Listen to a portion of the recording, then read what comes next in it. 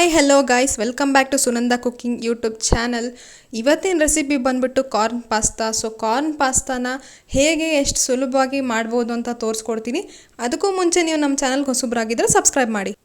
ಮೊದಲನೇದಾಗಿ corn pasta ಮಾಡಲಿಕ್ಕೋಸ್ಕರ ನಾನು ಒಂದು ಅರ್ಧ ಬೌಲ್ ಆಗೋಷ್ಟು ಕಾರ್ನ ಬೇಯಿಸ್ಬಿಟ್ಟು ಇಟ್ಕೊಂಡಿದ್ದೀನಿ. ಹಾಗೆ ಟೊಮ್ಯಾಟೊ, ಕ್ಯಾಪ್ಸಿಕಮ್, ಕ್ಯಾರೆಟ್, ಮೆಣಸಿನ್ಕಾಯಿ ಮತ್ತು ಈರುಳ್ಳಿ ಹಾಗೆ ಕೊತ್ತಂಬರಿನ ಚಿಕ್ಕದಾಗಿ ಕಟ್ ಮಾಡಿಬಿಟ್ಟು ಇಟ್ಕೊಂಡಿದ್ದೀನಿ. ಇದೆಲ್ಲ ನಾನು ಪಾಸ್ತಾಗೆ ಹಾಕೋಣಕ್ಕೋಸ್ಕರ ಇಟ್ಕೊಂಡಿದ್ದೀನಿ. ಹಾಗೆ ಎರಡು ಪ್ಯಾಕ್ ಆಗೋಷ್ಟು ಪಾಸ್ತಾನ ನಾನು ನೀರು ಹಾಕ್ಬಿಟ್ಟು, ಅದು ತುಂಬಷ್ಟು ನೀರು ಹಾಕ್ಬಿಟ್ಟು ಬೇಯಿಸೋಕೆ ಇಟ್ಟಿದ್ದೀನಿ. ಅದು 30 ನಿಮಿಷ ಬೇಯಬೇಕು. ನೋಡಿ, ಮಸಾಲ ಪುಡಿ, ಚಿಟಿಕೆ ಅರಿಶಿನ ಮತ್ತು 2 ಸ್ಪೂನ್ ಆಗೋಷ್ಟು ಖಾರದ ಪುಡಿ, ಒಂದು ಸ್ವಲ್ಪ ಗರಂ ಮಸಾಲ, ಹಾಗೆ ಧನಿಯಾ ಪುಡಿ 1 ಸ್ಪೂನು, ಹಾಗೆ ಸೋಯಾ ಸಾಸ್, ಟೊಮೆಟೊ ಸಾಸ್ ಮತ್ತು ಚಿಲ್ಲಿ ಸಾಸ್ ತೊಗೊಂಡಿದ್ದೀನಿ. ಯಾಕಂದರೆ ಟೇಸ್ಟ್ ಕೊಡೋದೇ ಇವು ಮೂರು. ಈ ಪಾಸ್ತಾ ಬೇಯೋದಕ್ಕೆ ನಾನು ಒಂದು ಸ್ವಲ್ಪ ಉಪ್ಪು ಹಾಕ್ಬಿಟ್ಟೆ ಬೇಯಿಸ್ಕೊಂಡಿದ್ದೀನಿ. ಅದಕ್ಕೆ ನೋಡಿ ಎಷ್ಟು ಚೆನ್ನಾಗಿ ಬೆಂದಿದೆ ನೋಡಿ. ಈಗ ನಾನು ಒಂದು ಕಡಾಯಿಗೆ 2 ಟೀ ಸ್ಪೂನ್ ಆಗೋಷ್ಟು ಎಣ್ಣೆನ ಹಾಕಿದ್ದೀನಿ. ಎಣ್ಣೆ ಸ್ವಲ್ಪ ಬಿಸಿ ಆದಮೇಲೆ ನಾನು ಈರುಳ್ಳಿ ಮತ್ತು ಮೆಣಸಿನ್ಕಾಯಿನ ಹಾಕ್ಕೋತಾ ಇದ್ದೀನಿ.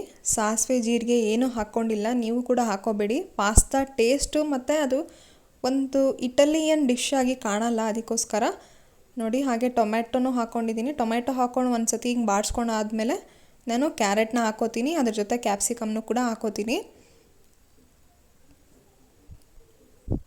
ಸ್ವಲ್ಪ ಉಪ್ಪು ಹಾಕ್ಬಿಟ್ಟು ಬಾಡಿಸ್ಕೊಳ್ಳಿ, ಯಾಕೆಂದರೆ ತರಕಾರಿ ಎಲ್ಲ ಚೆನ್ನಾಗಿ ಬೇಯುತ್ತೆ ಅಂತ. ಇದಕ್ಕೆ ಇನ್ನೂ ನೀವು ವೆಜಿಟೇಬಲ್ಸ್ ಆ್ಯಡ್ ಮಾಡ್ಕೋಬೋದು, ಆದರೆ ನಾನು ಸಿಂಪಲ್ಲಾಗಿ ಹೇಳ್ಕೊಡ್ತಿರೋದ್ರಿಂದ ಒಂದಷ್ಟು ವೆಜಿಟೇಬಲ್ಸ್ನ ಇದರಲ್ಲಿ ನಾನು ಯೂಸ್ ಮಾಡಿದ್ದೀನಿ ಅಷ್ಟೇ. ಈಗ ಮಸಾಲ ಪುಡಿ ಹಾಕ್ಕೊತಾ ಇದ್ದೀನಿ ನೋಡಿ. ಧನಿಯಾ ಪುಡಿ, ಹಾಗೆ ಗರಂ ಮಸಾಲ, ಖಾರದ ಪುಡಿ, ಅರಿಶಿನ ಪುಡಿ, ಏನೇನು ಇಟ್ಕೊಂಡಿದ್ದೀನೋ 4 ಥರದ ಪುಡಿಗಳು ಎಲ್ಲನೂ ಹಾಕ್ಕೊಂಡು ಒಂದು ಸತಿ ಹಿಂಗೆ ಬಾಡಿಸ್ಕೊತೀನಿ. ನೋಡ್ತಾ ಇರ್ಬೋದು.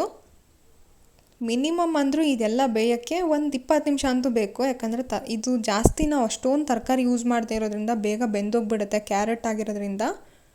ಹಾಗೆ ಸಾಸ್ನ ಹಾಕ್ಕೋತೀನಿ ನೋಡಿ. ಟೊಮೆಟೊ ಸಾಸು, ಸೋಯಾ ಸಾಸು ಮತ್ತು ಚಿಲ್ಲಿ ಸಾಸ್ನ ಕೂಡ ಹಾಕ್ಕೊತಾ ಇದ್ದೀನಿ. ಚಿಲ್ಲಿ ಸಾಸ್ ಸ್ಕಿಪ್ ಮಾಡಿದ್ರೂ ನಡೆಯುತ್ತೆ, ಏಕೆಂದರೆ ನಾವು ಖಾರದ ಪುಡಿ ಹಾಕ್ಕೊಂಡಿರೋದ್ರಿಂದ ಚಿಲ್ಲಿ ಸಾಸ್ ಅಷ್ಟೊಂದು ಬೇಕಾಗಿಲ್ಲ. ಬಟ್ ನನ್ನ ಟೆಕ್ಸ್ಚರ್ಗೆ ಬೇಕು ಅಂತ ಹಾಕ್ಕೋತಾ ಇದ್ದೀನಿ.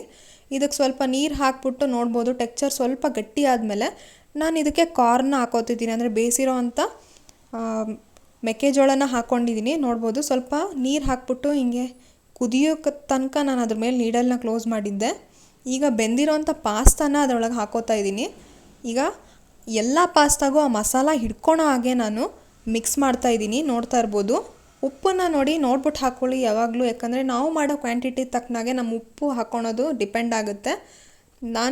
ನನ್ನ ಕ್ವಾಂಟಿಟಿಗೆ ಎಷ್ಟು ಬೇಕೋ ನಾನು ಅಷ್ಟು ಉಪ್ಪನ್ನು ಹಾಕ್ಕೊಂಡಿದ್ದೀನಿ. ಉಪ್ಪು ಸ್ವಲ್ಪ ಕಡಿಮೆ ಆದರೂ ಪರವಾಗಿಲ್ಲ, ಡಿಶ್ ರೆಡಿ ಆದಮೇಲೆ ಕೂಡ ಹಾಕ್ಕೋಬೋದು. ಆದರೆ ಸ್ವಲ್ಪ ನೋಡ್ಬಿಟ್ಟು ಕಡಿಮೆನೇ ಹಾಕ್ಕೊಂಡ್ರೆ ಒಳ್ಳೆಯದು. ನೋಡ್ತಾ ಇರ್ಬೋದು ನನ್ನ ಪಾಸ್ತಾ ಎಷ್ಟು ಚೆನ್ನಾಗಿ ಕಾಣ್ತಾ ಇದೆ ಅಂತ, ಟೆಕ್ಸ್ಚರ್ ಆಗಿರ್ಬೋದು. ಈಗ ನಾನು ಸರ್ವಿಂಗ್ ಪ್ಲೇಟಿಗೆ ಸರ್ವ್ ಮಾಡಿ ಇಟ್ಟಿದ್ದೀನಿ. ಈ ವಿಡಿಯೋ ನಿಮಗೆ ಏನಾದರೂ ಇಷ್ಟ ಆಗಿದ್ರೆ ಲೈಕ್ ಮಾಡಿ, ಶೇರ್ ಮಾಡಿ, ಕಮೆಂಟ್ ಮಾಡಿ. Thank you.